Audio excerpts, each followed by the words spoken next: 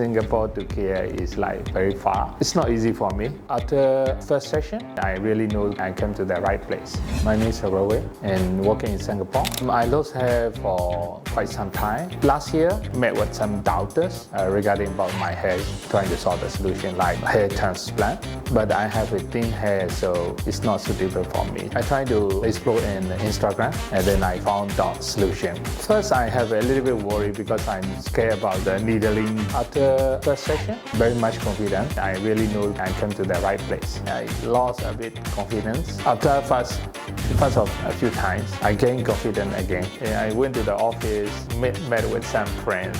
They know that I'm changed. Then they say, oh, amazing. Yeah, I feel very good about that. Thanks for the Jane. She very patient and kindness. Trying to consult with Janes. It should be a right. Yeah, you can be advised a real solution for the people. Yeah.